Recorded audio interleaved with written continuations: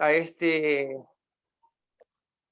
bienvenidos a este humilde homenaje que vamos a realizar en el día de hoy, al Día del Militante, compañeros y compañeras, como digo yo, o el Día de la Militancia, como se ha dado en llamar, pero que quede claro que es el Día de la Militancia peronista, porque después lo voy a aclarar por algunas cosas que estaba escuchando o leyendo hoy en las redes, ¿no? Bueno, tenemos en el día de hoy, habíamos convocado a 3 invitados. José Luis Fernández Baloni, por un lado, bienvenido. José Luis, muchísimas gracias por estar en este día tan especial. Miguel Ángel Lentino, otro amigo de la casa, también muchas gracias por estar. Y todavía no lo veo a Jorge Rachid, que bueno, ojalá que se pueda sumar en algunos minutos, perdón, ya estoy como Macri, me está trabando la lengua, que pueda entrar en un rato y acompañarnos por algunos minutos más.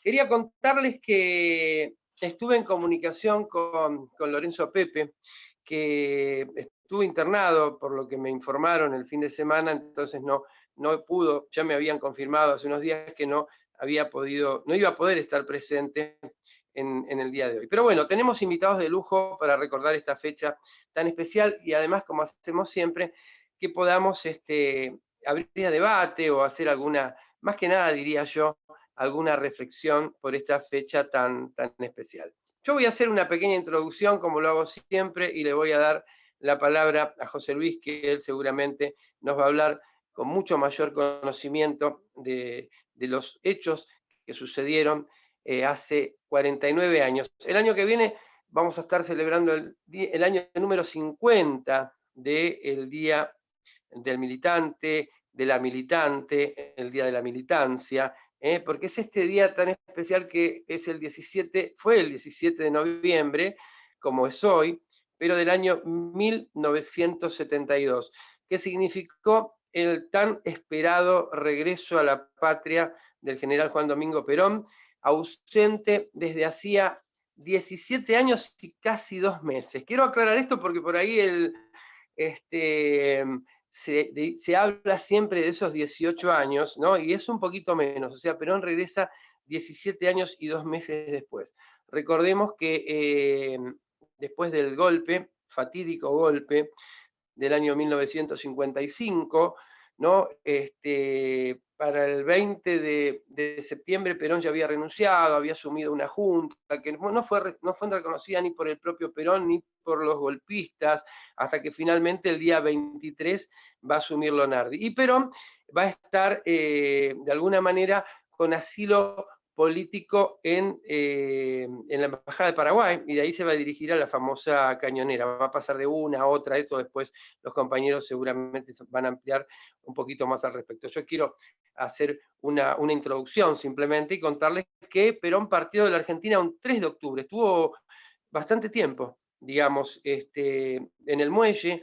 Cuando asumió el gobierno hubo un grupo de infantería que rodeó prácticamente la nave, se tuvo que trasladar a otra, no permitieron que se trasladara por agua en aquel momento hacia Paraguay, por diversas circunstancias, porque podían ser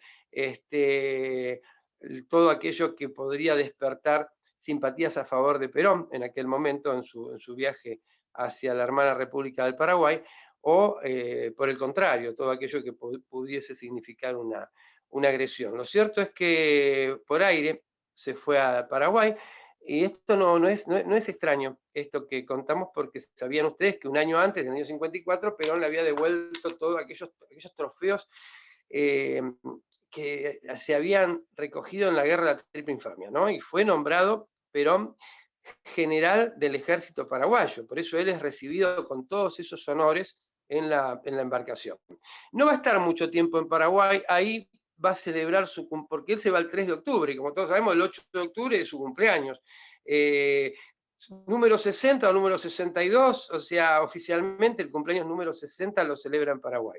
El 17 de octubre sufre una suerte de arresto, obviamente ya había mucha presión del gobierno argentino, y muy poquito tiempo después él abandona la República Hermana de Paraguay, con destino en principio invitado por Somoza a Nicaragua, pero su destino va a ser Panamá, a donde va a permanecer algunos meses hasta ya el año 56, hasta digamos el 10 de agosto del 56. Fíjense que él está en Panamá cuando ocurren aquellos sucesos en la Argentina encabezados por el general Valle, de los que tanto hemos hablado a lo largo del año. Luego va a estar en Venezuela en 1956, después un pequeño paso por República Dominicana, por Santo Domingo, y finalmente el lugar donde mayor tiempo duró el exilio, que fue en España a partir de 1960, precisamente en Madrid, en Puerta de Hierro, como nosotros sabemos, en la quinta, el 17 de octubre. Un Perón, dijimos que en el exilio había cumplido 60 años, un Perón que va a pasar de los 60 a los 70 años, y vamos a ver cómo se frustra en 1964 un retorno a la patria con aquel famoso vuelo de Iberia, que es interceptado en Río de Janeiro y que obviamente por presiones del gobierno argentino no puede regresar. Hay mucho para hablar en el medio de todo esto, el pacto con Frigerio, el triunfo de Frondizi, el derrocamiento de Frondizi, un golpe de Estado. Lo cierto es que hay una situación de total ingobernabilidad en el país con Perón en el exilio. Hay una suerte de gobierno en el exilio, parecería, que no permite que ningún gobierno en la Argentina, ya sea de derecho o de facto, de jure o de facto, como se dice, pueda cumplir sus objetivos, o terminar su mandato en el caso de los gobiernos de jure, o cumplir los objetivos en el caso de los gobiernos de facto, como podría ser el del la Revolución Argentina de Onganía de 1966. El regreso frustrado de Perón en el 64, el famoso lucha y vuelve, la creación de Fuerzas Armadas Peronistas, de Montoneros, de ERP, a partir de aquella movida que se había hecho en el 64 como para instalar en Argentina una especie de situación como la que se había vivido en Argelia. Ustedes corríjanme si lo que yo digo por ahí no resulta como ustedes lo piensan. Finalmente, bueno, este Perón que podemos ver en muchos discursos, que podemos leer sus libros, que podemos escuchar, y un Perón que tiene una salud realmente, salud de hierro, podemos decir, porque yo lo veo a Perón, un joven Perón todavía, ¿no es cierto?, entre los 60 y los 70 años, pero que ya llegando al final de la década del 60 parece como que su salud comienza a deteriorarse un poco, ¿no? En el medio de esto tenemos el GAN, el famoso acuerdo, bueno, obviamente que tengo mucho más para mencionar, podríamos hablar del enfrentamiento entre azules y colorados, que significó una lucha en la Argentina entre el peronismo sin Perón y el antiperonismo rancio, digamos, y el triunfo de los azules, que era sostener el exilio de Perón, pero no derribar sus conquistas, digamos, no derribar las conquistas sociales. Ahora, llegamos a la década del 70 con la muerte de Aramburu, un frustrado sucesor, digamos, de Onganía, después del Cordobazo, al menos eso es lo que se hablaba. Hay teorías conspirativas que después ustedes podrán ampliar. El famoso GAN, el Gran Acuerdo Nacional, señalado o hay instancias del propio Lanusse, ¿no?, que es aquel que nos pone de manifiesto esa frase: si Perón no viene es porque no le da el cuero. Y en aquel momento no quedó otra cosa que la salida electoral, una nueva salida electoral. Y menciono esto y ya nos vamos a este día en que lo vemos llegar a Perón en ese vuelo de Alitalia, secándose las lágrimas. Imagino lo que debería significar para el general regresar a la patria después de tanto tiempo, y en el medio de ello de tener un intento de regreso frustrado, con todo lo que esto significaba, y poner nuevamente en las espaldas de Perón la reconstrucción nacional. De todo aquello que significó desde el 55 en adelante, ¿no?, desde el plan Prebisch en adelante, todo el deterioro deliberado de lo que fue nuestra propia Argentina, ¿no es cierto?, y sobre todo ese gran proyecto de industrialización que estaba en marcha. Y que Perón lo dijo en algún momento, allá por el año 55, principio del 55, que en el 58 la Argentina iba a llegar a ser una potencia. Todo esto se tardó bastante, no llegamos a cumplir ese sueño. Sí llegamos a la vuelta de Perón, el famoso lucha y vuelve, y mencionaba ese estatuto de 1972, que al final queda realizado por ideólogos radicales, ¿no? Y que establecen una nueva forma de elección. Hace una suerte de reforma constitucional, como ya nos tenía acostumbrados, digo, no reforma constitucional, pero sí este gobierno de la Revolución Argentina ya había reformado el Código Civil, más allá de la oportunidad o no de hacerlo, digamos que no fue bueno por ahí hacerlo en un gobierno de facto, donde un grupo de notables respondía simplemente a este gobierno que se había quedado, que había usurpado de alguna manera el poder por la fuerza. El Estatuto del 72 quiso ser una reforma constitucional, inclusive dejando una cláusula abierta donde el mismo podía ser ratificado por el Congreso. Es imposible, porque el Congreso no ratifica reformas constitucionales, no hubiese sido posible, pero lo que se estableció es una nueva forma de elección. Cambiar las reglas de la elección a ver si se podía lograr que el peronismo, que ya tenía, como no había podido ser en los años 60, cuando después del triunfo de los azules se pensaba que el peronismo iba a participar de las elecciones. De hecho, Flamini ganó las elecciones, ¿no es cierto? Y no lo dejaron asumir. Y bueno, fue más práctico seguir con la proscripción. Pero ahora esto ya había quedado de lado, ya no iba a haber proscripción, ya el peronismo iba a participar. El mismo estatuto tenía previsto que si Perón no regresaba en agosto, a finales de agosto, no iba a poder ser candidato y otra cantidad de cuestiones que lo dejaban a un costado. Pero el peronismo sí iba a participar con la famoso eslogan de Cámpora al gobierno, Perón al poder, y Perón llegó definitivamente, bueno, termino con esto del estatuto que estableció modalidades que no conocíamos, ¿no? Estableció el voto directo, estableció la reelección por un mandato más, un periodo de 4 años, eliminó el medio término,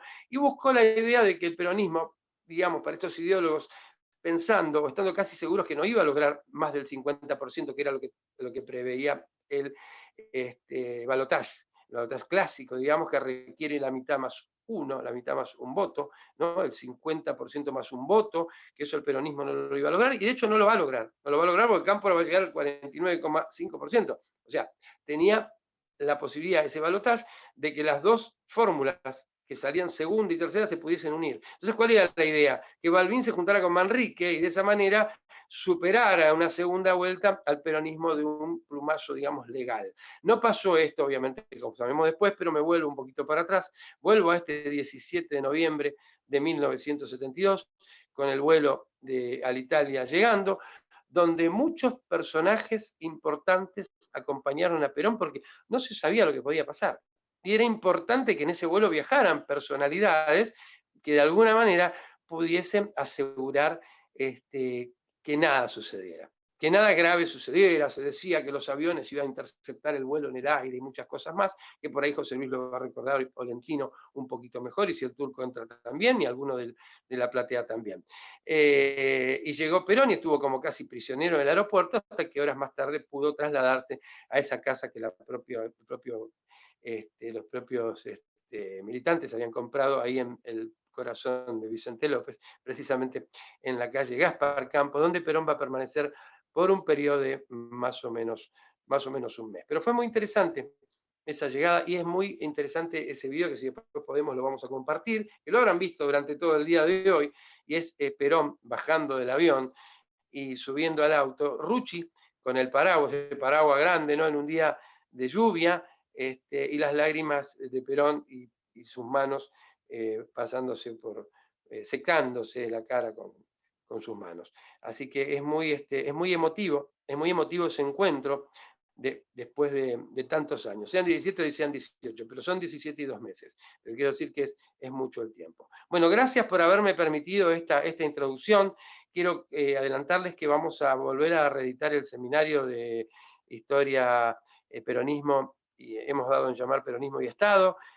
Ahora se terminan las clases de la facultad, así que lo vamos a reeditar, así que esperemos contar con varios compañeros para exponer y varios compañeros como discípulos del peronismo. Así que bueno, muchas gracias.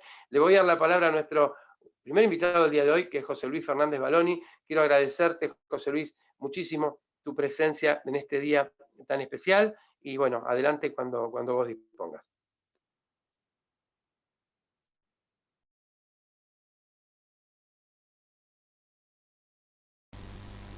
Buenas tardes a todos. ¿Me están escuchando bien?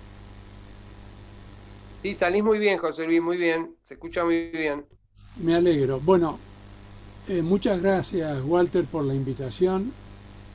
Por suerte me habías indicado que tenía que hacer una breve intervención y tu extensa presentación del tema me ahorra una serie de cosas que pensaba también comentar.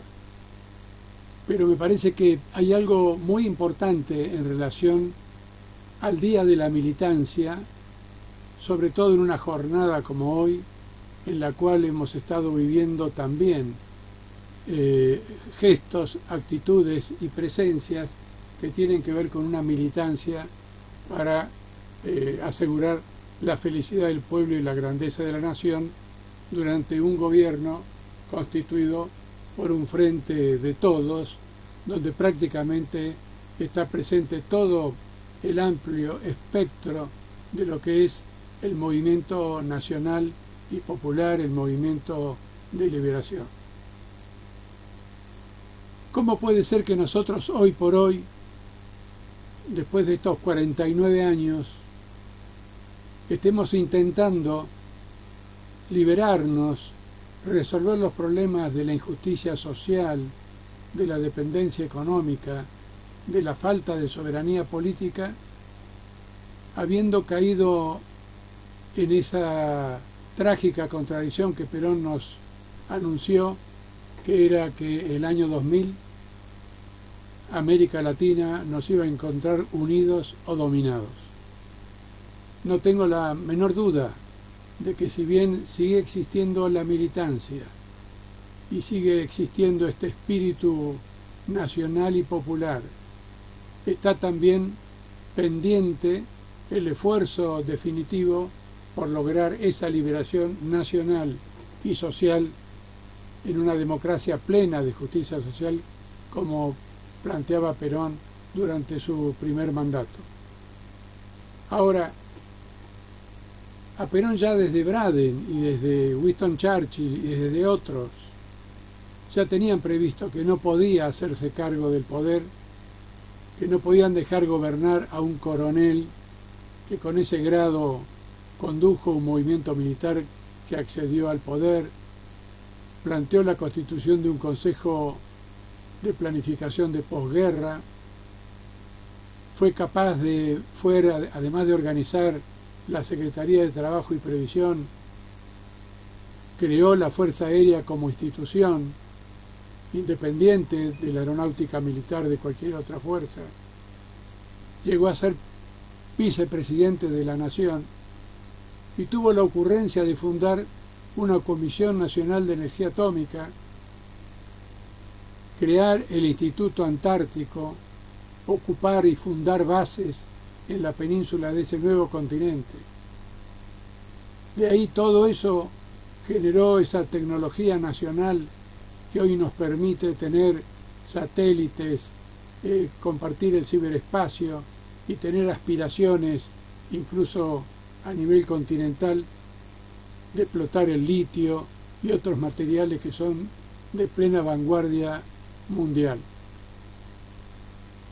Perón, cuando se fue, primero había renunciado al partido peronista y le entregó la conducción del Consejo Consultivo a Alejandro Leloir, que era un diputado nacional de la sexta sección electoral de la provincia de Buenos Aires, de origen de las Juntas Renovadoras Radicales, y que cumplió como pudo en esos días esa misión que les dio el general. Perón dijo: entre el tiempo y la sangre voy a privilegiar el tiempo. Si esta gente hace las cosas bien, mejor para el país. Si no, nosotros volveremos al poder casi en forma natural. Sin embargo, fueron pasando esos 17 o 18 años, lenta y penosamente, pero Perón dio tiempo con ese gesto generoso, auténticamente nacional y popular, para que mucha gente se diera cuenta lo que estaba ocurriendo, lo que se estaba perdiendo. No lo hizo para que aprenda algo John William Cook o la resistencia peronista. No, lo hizo para recuperar el poder en lo posible sin derramamiento de sangre alguno. Pero creó las condiciones para que la oligarquía, el imperialismo y las clases neocoloniales pusieran en evidencia su trampa ideológica y política permanente, como por ejemplo haciendo votar a Frondizi o haciendo votar a Framini, o creando una fórmula Sorano Lima Silvestre Begnis, y luego intentando ese regreso al que hacía referencia Walter en el 64. Ahí se acabó el tiempo y empezó la estructuración de una marcha acelerada para la recuperación del poder por la vía de lo que en las películas que se hicieron para la prédica justicialista de la época llamábamos Perón, la revolución justicialista, Perón, notas de actualización doctrinaria para la toma del poder, que tenían en general 4 principios, que eran el trasvasamiento generacional. Ya los viejos dirigentes que lo habían acompañado no podían seguir encabezando el esfuerzo que había que realizar. Tal vez el único que estaba plenamente en condiciones de conducir todo eso era el mismo Juan Domingo Perón. Entonces él planteó el trasvasamiento generacional, y ese trasvasamiento generacional acompañado por una actualización doctrinaria. Esa actualización doctrinaria era seguida por una guerra revolucionaria, y la guerra revolucionaria, en caso de tener éxito, tenía que plantear el socialismo nacional. Hoy por hoy esas banderas, que son las que justifican nuestra lucha por la existencia de un movimiento nacional de liberación, son tal vez imposibles de alcanzar si no ampliamos el escenario de nuestro esfuerzo por la liberación. De allí que Perón ya había planteado en la década del 50 el ABC con Brasil y Chile, había predicado el decálogo latinoamericano, explicando que sin continentalismo no había liberación posible. Y por eso ese Perón que hoy reconocemos vigente, además del cariño, la pertenencia, la sensibilidad y todas las obras que hizo en el campo social, el Estatuto del Peón, la educación gratuita, el aguinaldo y tantas otras cosas, ese Perón es el que está conectado a nivel continental, más necesario que nunca hoy, en un mundo que requiere un multilateralismo poliédrico, como dice Francisco. En esa multilateralidad Perón expresaba la raza cósmica de Vasconcelos. Perón expresaba esa nueva raza indoamericana, hispano-indoamericana, de la cual hablaba Bolívar en la Carta de Jamaica. Perón expresaba la aspiración de contribuir a la liberación de otros países y de otros pueblos, como hizo San Martín cuando fue capaz de liberar a Chile y crear un ejército unido chileno, argentino, para liberar a Perú desde Lima y llegar hasta Pichincha en Quito, Ecuador, como dice, hasta la marcha del ejército argentino. Todo eso está pendiente, y hoy mismo estuvimos en un acto viendo las debilidades, las aspiraciones, las dificultades nuestras, y por otro lado, todo este tiempo la maléfica intencionalidad de gente como, no vale la pena nombrar, pero es todo el amarillismo político que ha estado gobernando durante 4 años y que fue el antecedente de la pandemia, que ha sido otra catástrofe que nos sometió a todo el dolor que hemos vivido últimamente. Por eso hoy hay una nueva consigna, pero que está enganchada con aquella de Perón vuelve. En algún momento Perón vuelve se transformó en luche y vuelve.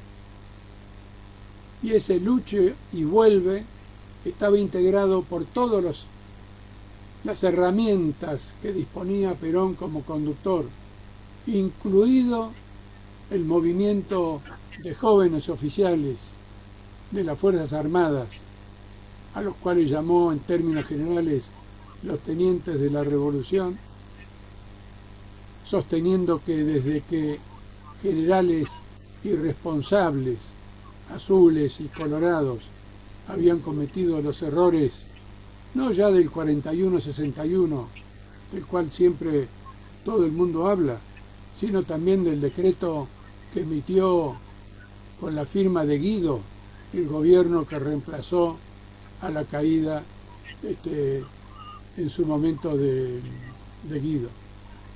Perdón, de Frondizi. Yo quiero terminar, para cumplir con lo que me pidió Walter, que fuera una breve intervención, diciéndoles que hoy esta nueva consigna, todos unidos triunfaremos, es indispensable realmente si queremos festejar y profundizar los 40 años de democracia que tenemos que cumplir desde aquí hasta el 2023. Si queremos festejar el año que viene los 50 años de ese regreso triunfal de Perón, sin un gesto de violencia, como dijo bien Walter, eliminando las posibilidades de que se ejecutara algo contra él. No fue la única maniobra útil con ese destino, pero que fue un éxito. No vamos a poder festejar o recordar los 20 años de Néstor Kirchner. No vamos a poder aspirar a volver a tener una UNASUR y una patria grande latinoamericana, hoy representada por la CELAC, donde un presidente desde México, López Obrador, nos habla de la integración de punta a punta. Y desde la Argentina, de un presidente como Alberto Fernández, se ocupó intensamente por salvar a Evo Morales, que era la expresión de esa raza cósmica en Bolivia, y se puso en contacto en los momentos más duros y difíciles del lawfare en Brasil con Lula. No vamos a poder cantar esa consigna, todos unidos triunfaremos, si no encontramos la forma de luchar en forma eficiente contra las nuevas herramientas que dispone el coloniaje, la reacción y el imperio. Un imperio decadente que ya lo que antes fue su patio trasero está transformándose en su último recurso a nivel global. Entonces, ya sabemos que en el peronismo hay muchas fórmulas, como por ejemplo, hay que capear el temporal. Y aquí lo hemos capeado.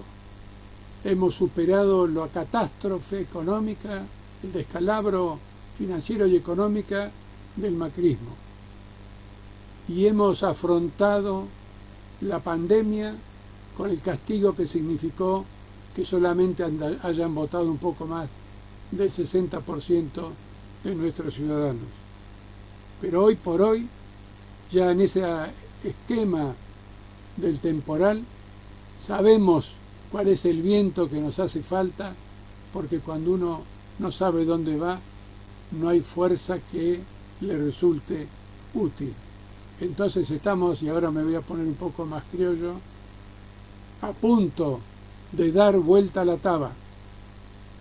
Y esto es una responsabilidad que tiene el Frente de Todos, que hoy lo vimos constituido con por el movimiento obrero como eje principal, con el Partido Justicialista y las fuerzas aliadas, con toda la vieja guardia peronista que pudo llegar de alguna forma u otra a la Plaza de Mayo, y con toda una juventud que sabe lo que significa hoy por hoy, cuando hay que reemplazar la confrontación con el partido militar, con el partido mediático, la plutocracia descarada, la contumacia de las mafias, la estulticia de ciertos sectores políticos y judiciales para poder alcanzar ese gran objetivo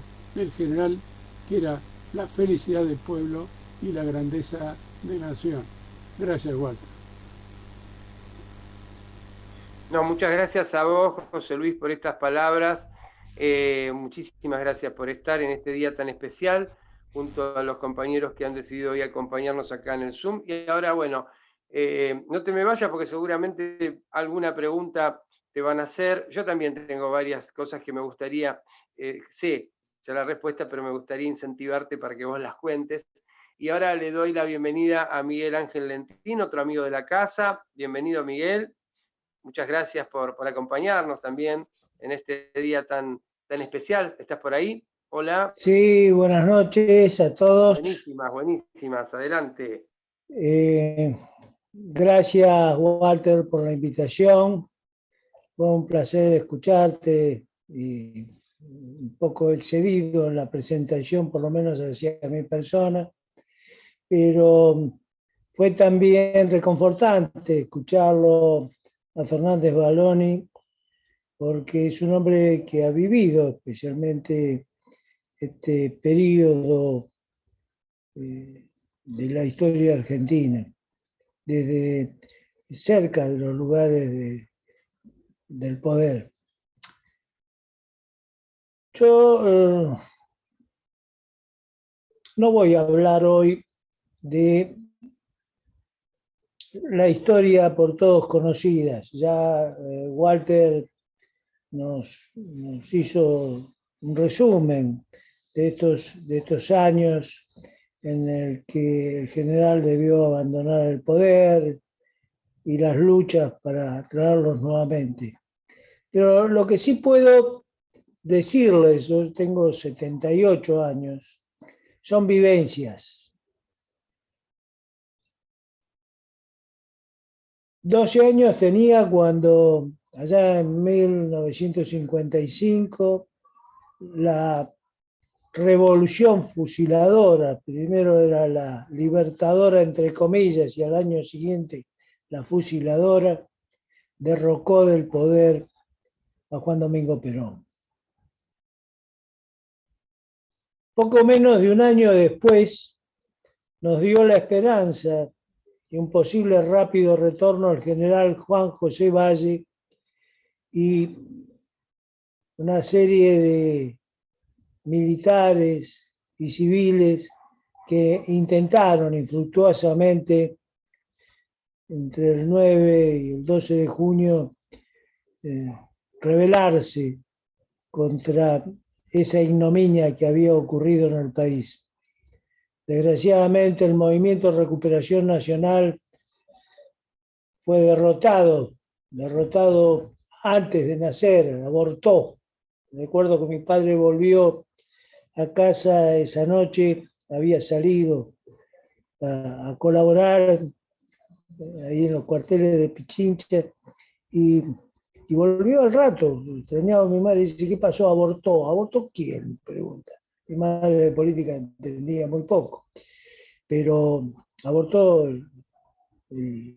la contrarrevolución. Y allí yo me iba compenetrando, iba entendiendo que lo que estaba pasando en el país y trataba de analizar la situación. Vengo de un hogar peronista, pero vivíamos convulsionados, es decir, esperando el regreso de Perón, pero viendo qué pasaba, no solo en Argentina, sino en el mundo.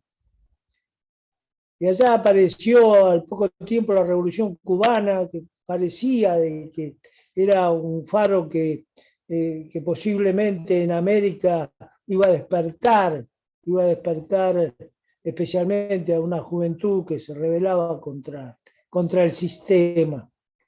O cuando asumió en el año 61 João Goulart en Brasil, bueno, estaba un retorno de los gobiernos populares. Pero en 1962 ya estábamos asustados con una posible guerra atómica, una conflagración mundial con el problema de los misiles y el enfrentamiento entre Kennedy y Khrushchev por los misiles que estaban en Cuba. Luego en el 64, cuando vino De Gaulle, bueno, dábamos la esperanza de que había una tercera posición en el mundo que podía. Años después la muerte del Che, otra vez la juventud convulsionada, pero el mundo se movía. Gaddafi aparece haciéndose cargo del poder, también hablábamos de una tercera posición. Nasser. Bueno, ya tenía 29 años y ya, sí, se habla de 18 años del retorno de Perón al poder, porque eso ocurre recién en el año 73 y estábamos prácticamente en los 18 años. Pero ni bien asume Perón, a los 4 meses, Pinochet asume en Chile y ahoga en sangre un socialismo utópico que se estaba creando ahí en América del Sur. Y bueno, cuando asumió Perón teníamos la esperanza del retorno, de la recuperación, la esperanza de que volvamos a vivir los años felices que vivió la Argentina del 45 al 55.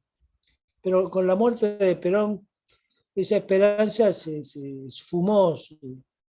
Para mí fue, y en casa, una verdadera tragedia.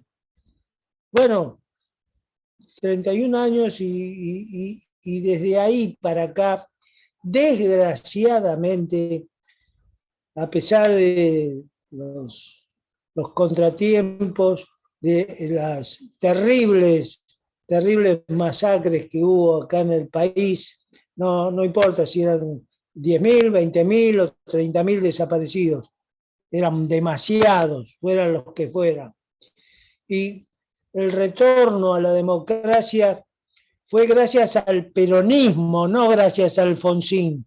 Fue la lucha de tantos años de los obreros, de los militantes que estábamos en las calles, acompañando a esos sindicalistas que trataban de movilizar a las masas. 65 años después, yo cuando tenía 13 años no lo soñaba. Hoy soy el presidente de aquel movimiento de recuperación nacional creado por Juan José Valle.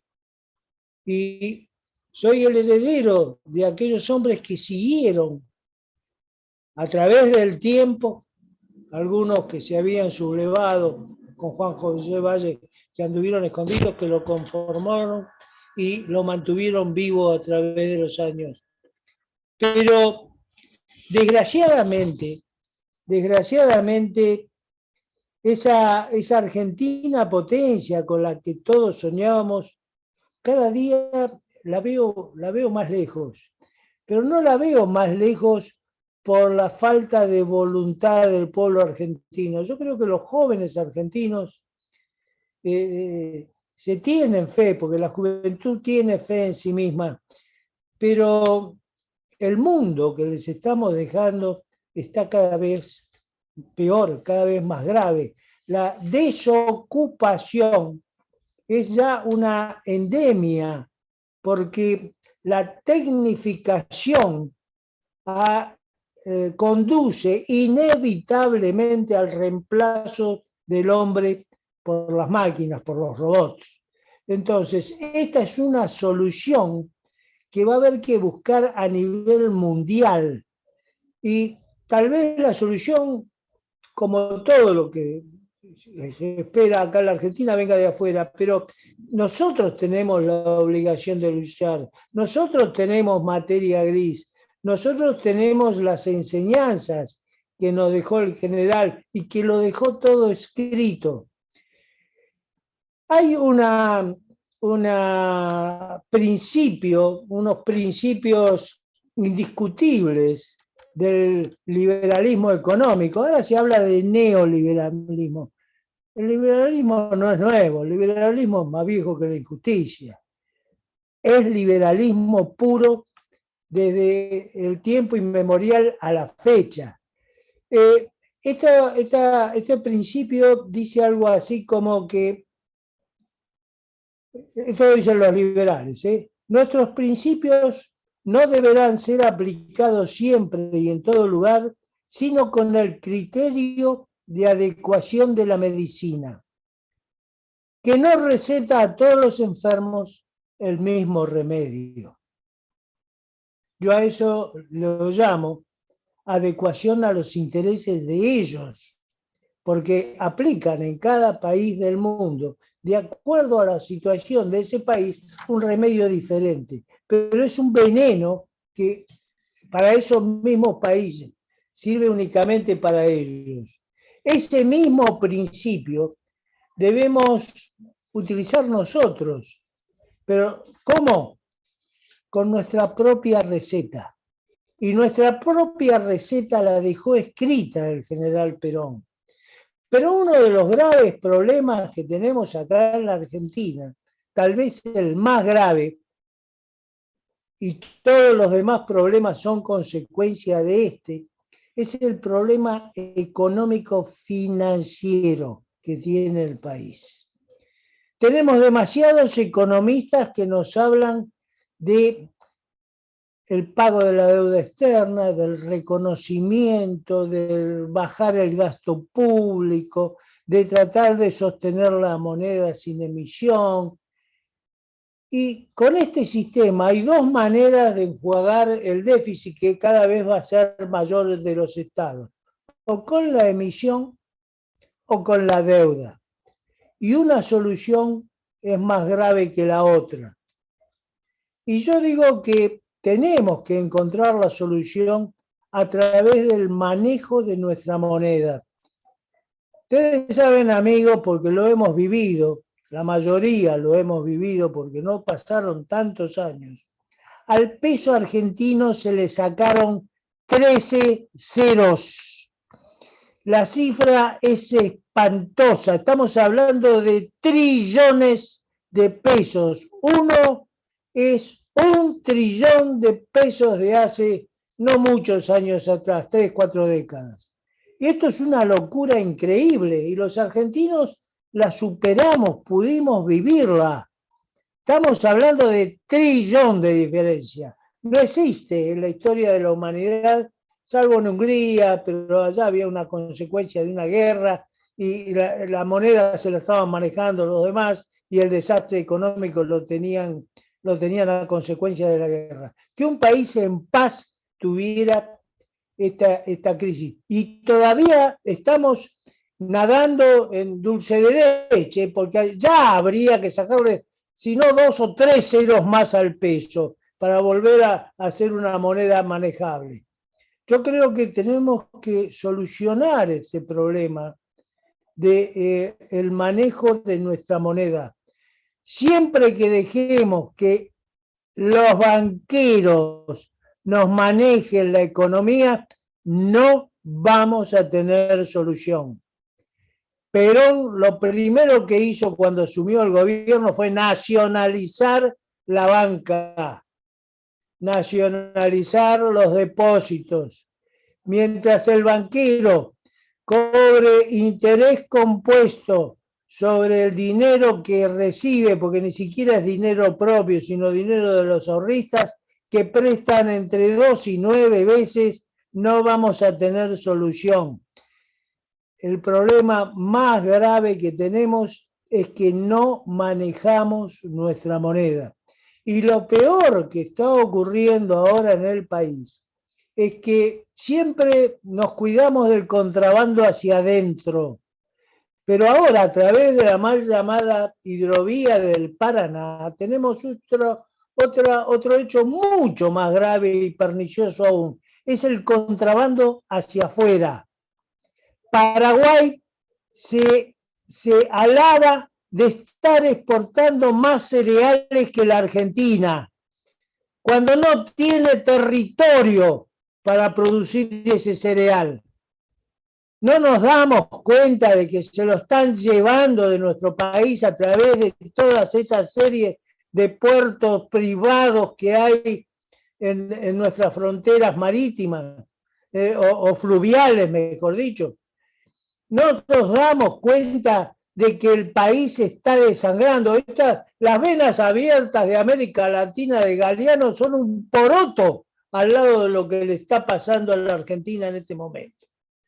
Tenemos los argentinos que releer a Perón, pero no solo hablar de Perón, tenemos que hacer lo que hacía Perón. Mejor que decir es hacer, mejor que prometer es realizar. Estamos hasta la coronilla de palabras vanas, incumplidas. Hablo de una especie de convertibilidad, pero la convertibilidad es la que nos metió Menem Cavallo. No fue convertibilidad. Hay solo 11 monedas convertibles en el mundo. Los argentinos que decían un peso, un dólar, eso era acá adentro. Pero cuando iban a Estados Unidos, a Europa a gastar, no podían llevar pesos argentinos porque no se lo agarraban en ninguna parte. Salían de acá, de la Argentina, con los dólares en el bolsillo. Y entonces le bancamos la plata dulce, el resto del pueblo argentino, a los que tenían la posibilidad de viajar, que eran precisamente los que más tenían billulla. Entonces, si seguimos por el mismo camino, escuchando las recetas económicas de los ministros de Economía que sabemos conseguir, no tenemos salida. Los peronistas conocemos la receta. Entonces, tenemos que enseñarle a los jóvenes y tenemos que luchar para que nuestras fuerzas vivas defiendan lo primero que hay que defender, el valor de nuestra moneda de cambio, porque el dinero para lo único que sirve es como medida o valor de intercambio. Si el dinero se atesora, si el dinero se coloca a interés, si el dinero es anónimo, no tenemos salvación, porque con el dinero anónimo se corrompe, con el dinero anónimo se puede comercializar droga, con el dinero anónimo se convierte en anónimo el dinero que tenemos en el bolsillo cuando viene un muchachón con una navaja y te dice, dame lo que tenés en el bolsillo. Pasó a ser de él, porque el dinero es anónimo. Y hoy en día existe la posibilidad. Silvio Gesell, en 1920, estamos hablando hace 100 años, había ideado un dinero no convertible de circulación forzosa, pero tenía el mismo problema que tiene el peso, es decir, había que imprimir. Hoy en día no hace falta imprimir. Los sinvergüenzas que tienen las monedas virtuales en el mundo nos están enseñando que hay un sistema moderno que manejado por el Estado puede ser muy provechoso porque nos permite seguirle el sendero a cada moneda, a cada peso. Y además, la obligación de que entre en el país el valor de las exportaciones, porque se sabe que el país exporta decenas de miles de millones de dólares que no entran al país porque no tienen obligación de traerlo. promesa de traerlo a futuro. Y ni hablemos del que se va de contrabando, ese no entra directamente. Soluciones hay. Tenemos que ponernos de acuerdo precisamente quienes tenemos la posibilidad de pensar. Esa es una propuesta que voy a hacerle a todo el pueblo, a todos los amigos, a ver si iniciamos una cruzada para poder nosotros ser realmente los que manejemos nuestra riqueza, que comienza por el signo monetario. Muchas gracias, disculpe la verborragia, pero vos sabés que yo soy así, querido. La culpa es tuya por haberme invitado, Walter. No, sabés que gracias, Miguel. Sabés que siempre es un placer escucharte, escucharlos a ambos. Bueno, no llegó el turco, no da señales de vida, así que a los presentes me gustaría que si quieren abrir micrófono, hacer alguna pregunta, no veo ninguna manito levantada, o sí estoy viendo una. ¿Quién quiere hacer alguna pregunta a nuestros invitados del día de hoy? O alguna reflexión en este día tan especial. Walter. ¿Cómo no? Adelante. Bienvenido, Ricardo. ¿Cómo estás? Muchas gracias por estar. Gracias. Gracias a vos por haberme invitado. Seré muy breve. Bueno, Valentino lo escuchamos la semana pasada, me parece, con alguna de estas reflexiones. No me acuerdo bien qué día, pero un día la semana pasada lo escuchamos. Pero voy a aprovechar a Fernández Baloni, que hizo toda una descripción de el pensamiento de Perón como estadista, podríamos decir. No es que Lentino no lo haya hecho, por favor, no quiero que se moleste, ¿no? Pero bueno, porque Fernández Baloni hizo toda una descripción del pensamiento de Perón y siempre enclavados en el 17 de noviembre, que lo podemos trasladar al año siguiente.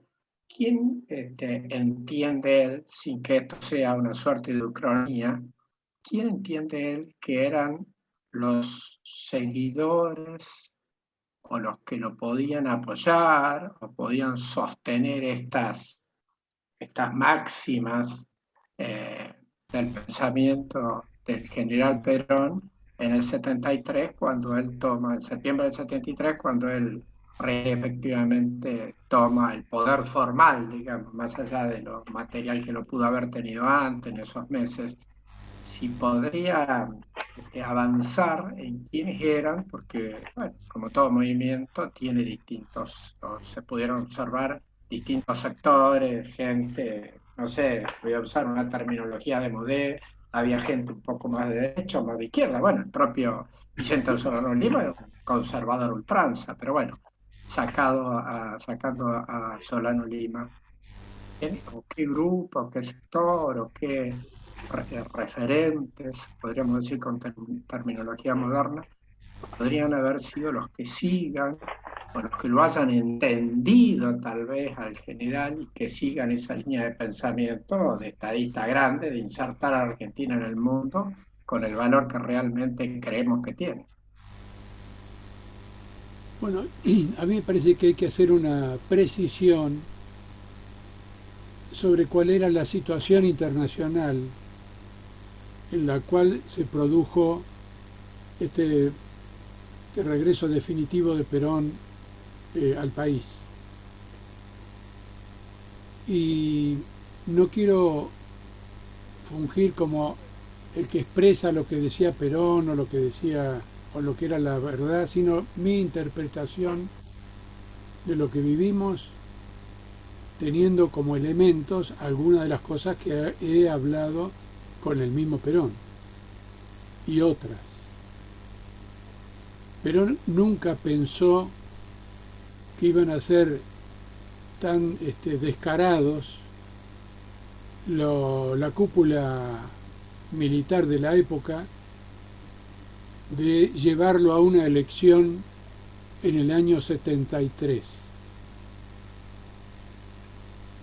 Bueno, de paso les cuento que cuando fui a votar el 11 de marzo del 73 me metieron preso. Así que estoy hablando de alguien que estaba viviendo intensamente la situación. Tenía yo procesos por tenencia de armas de guerra, conspiración militar, etcétera, etcétera.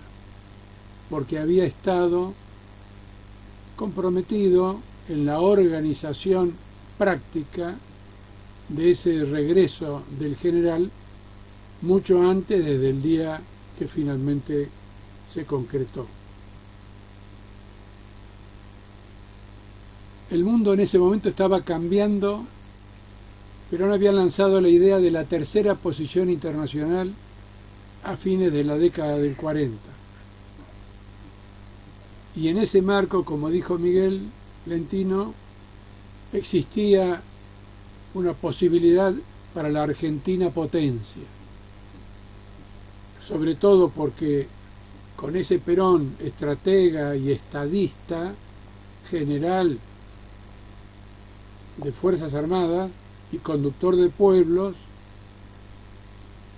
se creaba una oportunidad para un no alineamiento, pero activo, propositivo, diferente al imperialismo yanqui y al social imperialismo soviético. Pero bueno, las negras también juegan. Había gobierno militar no solo en la Argentina, había gobierno militar en Brasil, que era considerado por Kissinger la potencia emergente para ser de gendarme en América del Sur.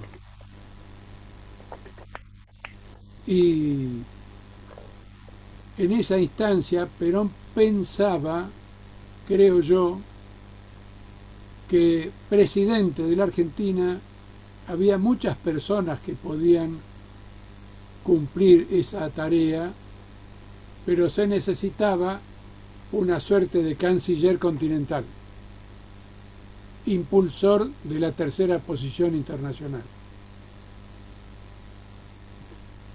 Esto se correspondía con que él había lanzado la tercera posición antes de las primeras manifestaciones de la Indochina o la India, de esa tercera posición que finalmente se transformó con el apoyo de Yugoslavia en el no alineamiento, los países no alineados.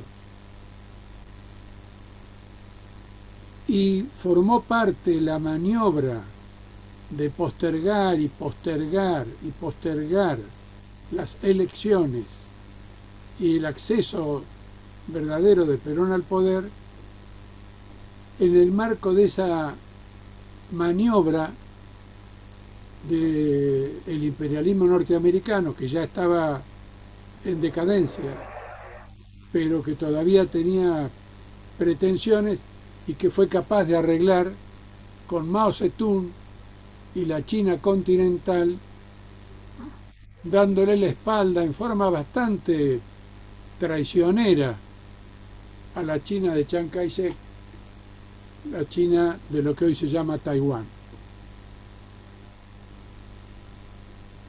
Cuando Perón finalmente logró que se llame elecciones, yo tengo correspondencia con el general propia y de compañeros, textos. Perón decía ya en el 71, si hay elecciones y si no hay, los vamos a echar para tomar el poder. Porque él veía la mentira sistemática de esa cúpula castrense, a la que en una carta Perón la llama grupo de generales irresponsables, que por otro lado localmente había dado lugar a una expectativa neoperonista impensada, porque tenía alguna manifestación obrera. Tanto es que en aquel momento Perón, que siempre decía en su medida y armoniosamente, empezó a decir con los dirigentes a la cabeza, con la cabeza de los dirigentes. Si no, todavía estaríamos esperando que le den, que llamen a elecciones. No se olviden que en algún momento, por uno de los dichos de Perón, un periodista le preguntó a Lanuse si iban a reprimir al pueblo, que ya se manifestaba de distintas formas, en forma insurreccional. Y este general le dijo, bueno, no tenemos las armas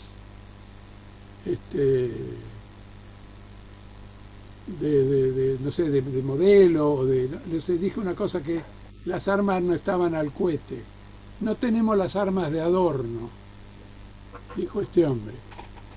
Entonces a Perón le preguntaron allá, vea, el general Lanuse dijo que van a emplear las armas porque no las tienen de adorno. Y Perón dijo lo siguiente, no, dijo, lo que tienen de adorno es la cabeza.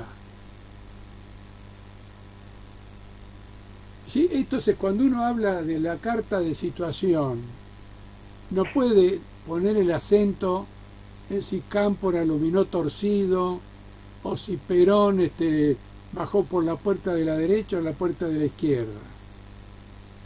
Hay un problema de orden estratégico con un proyecto nacional frustrado y un líder que alcanzó a cumplir su objetivo de regresar, afortunadamente para los argentinos, que fue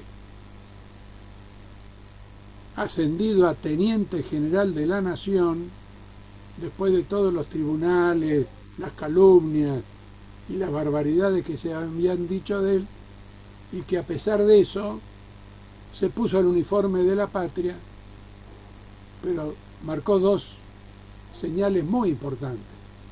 Primero, le mostró al pueblo cuál era su ejército, y segundo, le mostró al ejército cuál era su pueblo.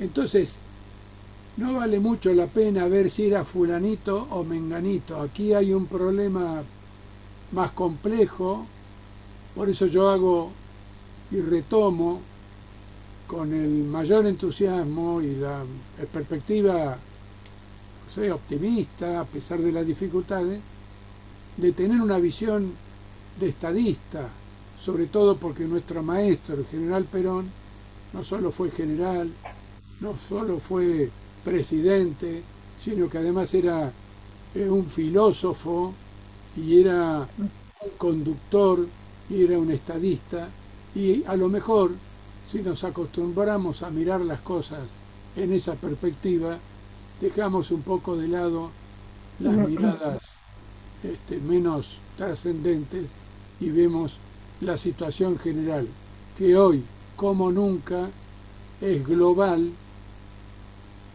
y más difícil que jamás, después de la pandemia y con la crisis que tenemos en el campo climático. No sé, Ricardo, si ha sido útil mi comentario. Walter. Muy amable, gracias. Muy bien, muchas gracias por tu intervención, muchas gracias por la respuesta. ¿Alguna otra pregunta? ¿A viva voz? ¿Alguien que quiera hacer alguna intervención? Yo tengo levantada la mano. ¿Quién es? Adriana Damo. Ay, no vi tu mano, mi querida Adriana, querida compañera. Adelante, Adriana Damo. Bueno, buenas noches. Yo estoy muy feliz de estar compartiendo este momento con ustedes. Nací el 17 de octubre de 1951, nací peronista. Así que les agradezco muchísimo toda la belleza que me trajeron, estoy muy feliz. Por otro lado, les quiero contar, primero admiro cada uno de ustedes porque son una maravilla, la riqueza que ustedes tienen no la podemos perder. Yo soy una joven de 70 años, así que estamos todos en el mismo espacio, ¿no es cierto? Con muchas ganas de poder ayudar y de poder entender qué pasa. Yo soy documentalista Entonces, cuando ustedes hablan, yo veo tanta riqueza en ustedes, cómo han trabajado, cómo pudieron absorber y filtrar todas estas cuestiones, que me motiva mucho a traerles no sé, una inquietud mía. Me gustaría ayudar en este sentido. Estuve estudiando un poco por un trabajo que estaba haciendo un filósofo de España, Antonio Escotado, donde es un investigador muy mayor y tomó, por estas cuestiones que pasan en el mundo, una investigación del año 2500 años atrás, después de Cristo, valorando cómo se constituían las sociedades. Y yo veo que ustedes tienen una capacidad infinita. Él estudió las cuestiones militares, las conquistas, cómo luchaba el hombre, cómo se enriquecía y cómo construía y destruía las diferentes poblaciones. Yo digo, ¿por qué nosotros con esa riqueza, ustedes con esa riqueza que tienen, no pueden hacer me parece, un análisis de investigación filosófica, pero así como ustedes lo están planteando, porque lo han dicho recién, ¿no es cierto? Ver cómo la cuestión económica no funciona porque van a estudiar a Harvard los economistas, porque vienen con una economía distinta. Nosotros tenemos una desgracia.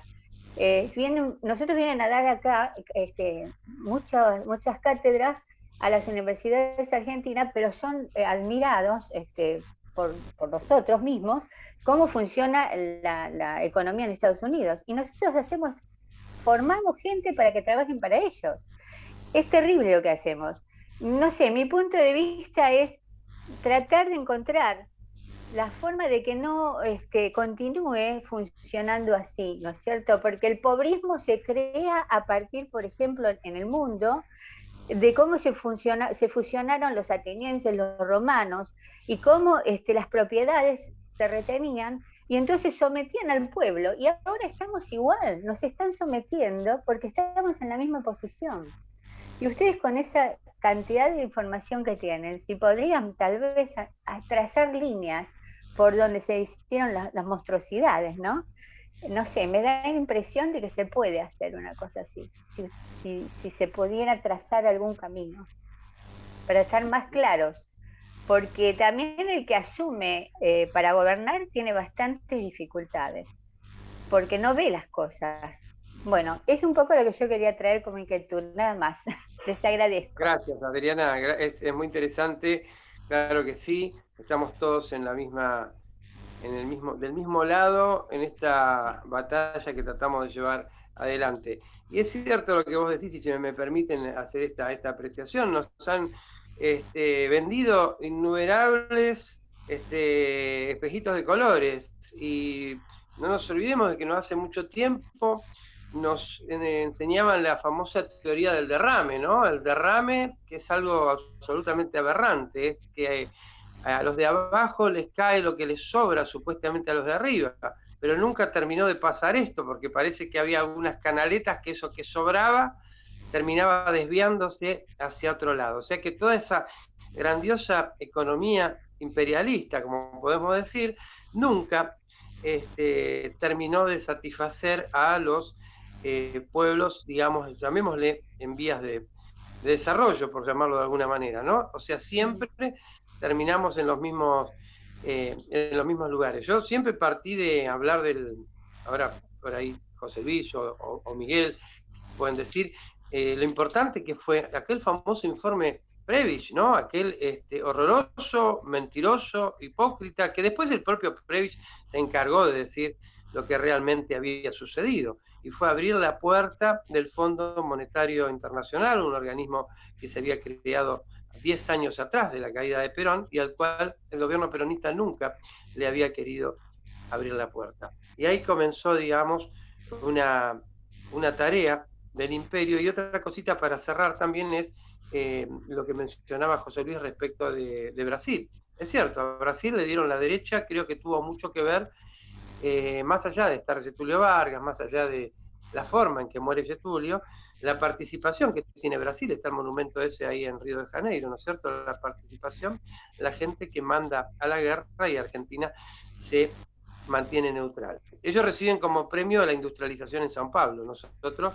recibimos como castigo, digamos, continuar siendo, destruir la incipiente industria peronista y terminar siendo la Argentina agroexportadora. No sé si comparten conmigo nuestros expositores del día de hoy.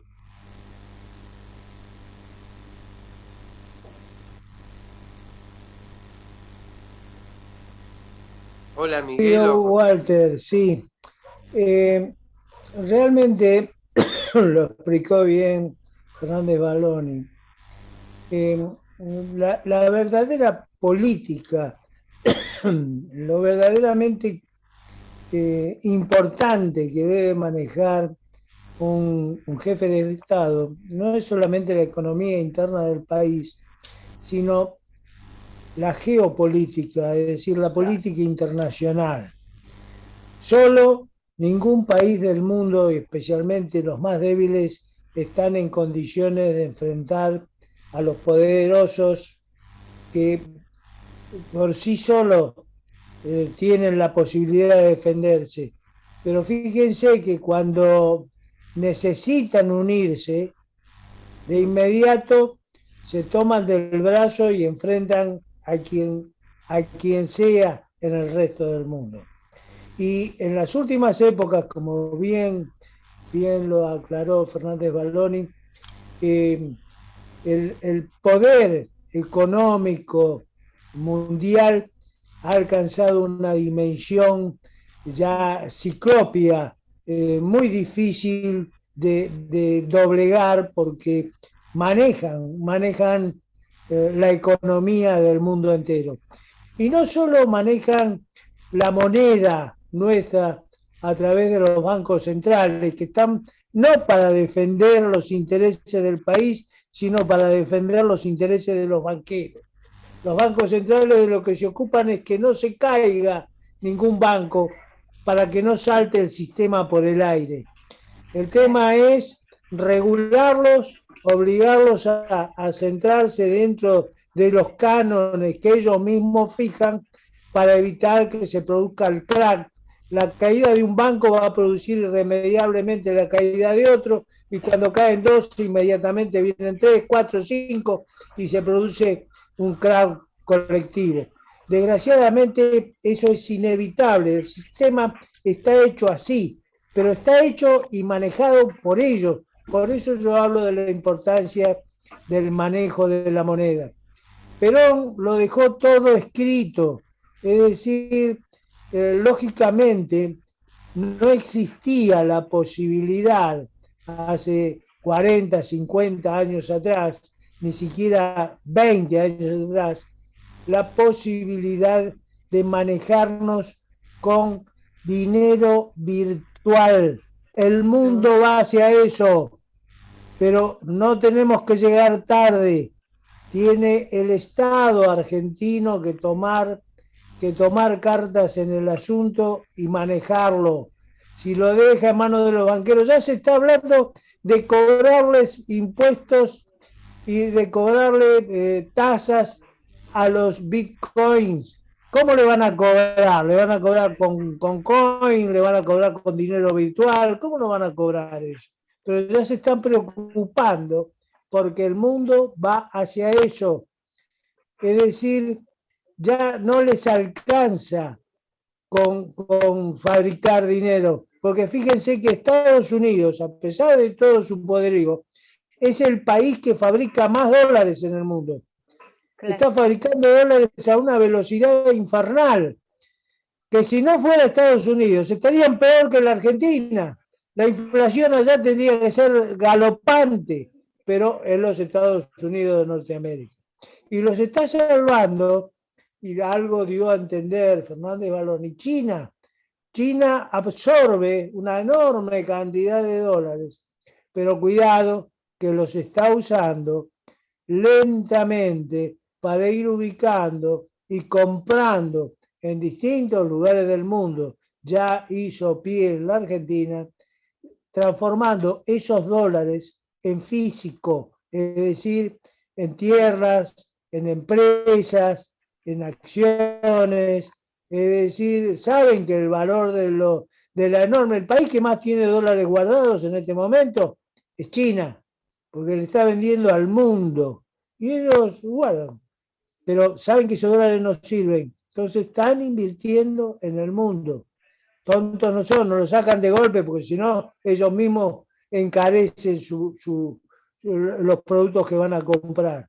Y este es el problema que tiene hoy la Argentina. ¿Por qué subió la carne lo que subió? Porque China se está llevando hasta los huesos. Es decir, y paga cualquier cosa, total, si para ellos el dólar no vale nada. La realidad es esa. Y los argentinos estamos obligados a pagar la carne a precio dólar. Tenemos la obligación de pagar el pan a precio dólar.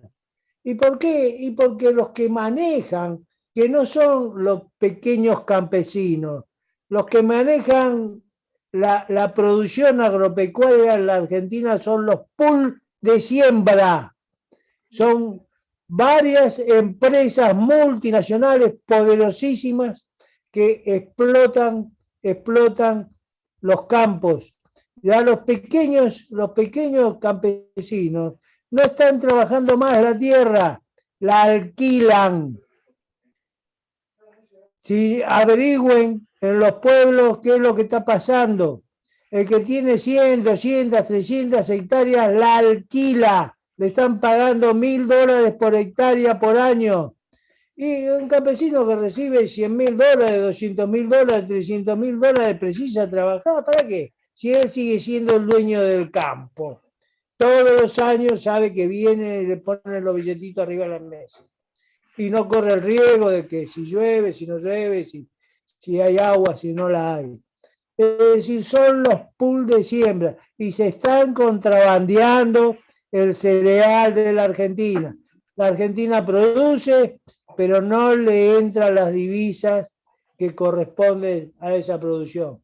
Si no nos fijamos en eso, estamos cerrando el chiquetazo. Nos vamos a arrepentir de lo que está pasando.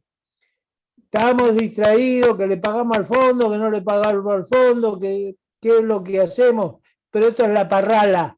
La realidad es otra. La realidad es que tenemos que defender la riqueza nacional, como hizo Perón. Y la otra manera de defender la riqueza nacional es produciendo. Hay que producir en la Argentina. No puede salir de la Argentina el cereal en bruto. Debe salir en forma de ganado, debe salir en forma de cerdo. Los chinos no comen soja, comen cerdo. Le dan de comer soja a los cerdos. Bueno, nosotros produzcamos cerdo por lo menos. Agreguemos valor. Y agregar valor a las producciones significa crear trabajo dentro de la Argentina. Si se exportan los commodities sin valor agregado, cada vez va a haber más desocupación. Nosotros no podemos exportar la lana, tenemos que exportarla hecha tela, si es posible hecha ropa. No podemos exportar el cuero, tenemos que exportarlo hecho zapatos, carteras, cinturón, ropa de cuero. No se debe permitir la exportación de commodities, es decir, sin valor agregado. Lógicamente, para todo esto hace falta un pueblo unido y convencido de lo que hay que hacer. Ahora, si vamos a permitir, fíjense que nos dicen que hay que invertir. ¿Y quién va a venir a invertir en la Argentina con este proyecto de país? De lo único que nos hablan es de rebajar el costo laboral en la Argentina. Pero es ridículo eso. Nosotros tenemos que ocuparnos de que el pueblo produzca. Aunque salga más caro comprar argentino, siempre es mejor negocio para el país que se compre producción nacional. El presidente norteamericano Abraham Lincoln decía: si nosotros compramos afuera lo que podemos producir en el país, nosotros nos quedamos con lo que compramos de afuera, pero ellos se llevan los dólares. Si nosotros producimos esa mercadería, ese producto, dentro del país y lo vendemos, nos quedamos con el producto y con los dólares. Pero esto no es nuevo, es viejo, pero el liberalismo económico nos dice todo lo contrario. Y nosotros aplicamos recetas liberales porque lo dijo Previ, o lo dijo Alzogaray, o lo dijo Cavallo, que está otra vez de moda. No sé, ya no sé más qué decir. Maravilloso. Gracias, Miguel. Le voy a dejar el cierre a José Luis. Sí, por favor. Así que, bueno, quiero agradecerles que se hayan conectado en el día de hoy. Hemos cumplido con este humilde homenaje al Día de la Militancia, al Día del Militante, de la Militante. Esperemos encontrarnos de forma presencial el año que viene, con el aniversario número 50 de la Vuelta de Perón y de este Día de la Militancia. Así que, José Luis, Miguel Ángel, compañeros y compañeras, muchísimas gracias por habernos acompañado. Yo, José Luis, te dejo a vos las últimas palabras y nos vamos a ir escuchando nuestro himno, que es la marcha peronista. Así que muchísimas gracias. Como decía el general, les agradezco profundamente que se hayan conectado en esta fecha tan especial. Y les cuento que, como siempre, esto se graba y ustedes lo van a poder ver en el canal de YouTube de Legar las veces que tengan ganas. Así que se suscriben y lo Legar derecho. Bueno, adelante, José Luis. Gracias, Miguel. Gracias, José Luis. Gracias, compañeros. Gracias, compañeras, por habernos acompañado en el día de hoy. Gracias.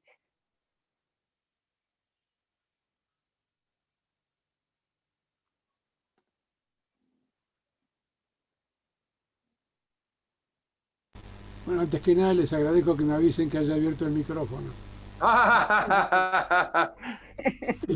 Sí, para mí ha sido un orgullo participar de esto. Muchas gracias, Walter. Muchas gracias, Miguel. Gracias, Ricardo, y a todos en general. Ya nos veremos en la próxima o en otra. Ha sido una jornada tan intensa como rica, interesante, y ojalá que muchas de las cosas que hayamos hablado o aprendido aquí se puedan poner en práctica en el futuro. Buenas noches. Muchas gracias. Ojalá que sí, Compañeros, compañeras, nos vamos. Así que... buenísimo. Muchísimas gracias, Gracias, compañeros, compañeras. Un aplauso para los expositores. Abrimos el micrófono, por favor. Un fuerte aplauso. Bravo. Abramos los micrófonos. Vamos a regalarles un fuerte aplauso desde casa. Bien, bravo. Bravo.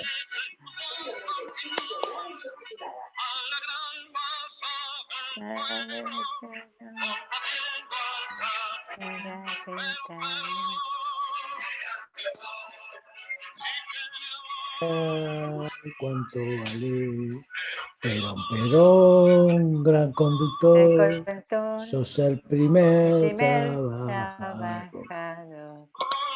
Principios sociales que Perón ha establecido. Vamos, no tengan vergüenza, anímense. Esto nos hace falta. Saber y sentir que el peronismo está más vivo que nunca. Viva Perón, viva Perón.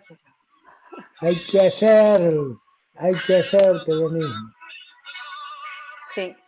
Para que reine en el pueblo el amor y la igualdad. Perón, qué grande sos, mi general. ¿Cuánto vale?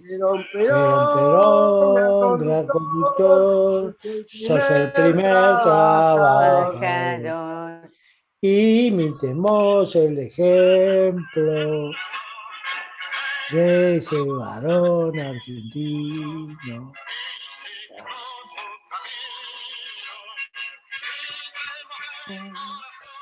Son vivas, pero estamos tímidos, tenemos que volver a practicar. Estamos tímidos. Hay que volver parado. Sí.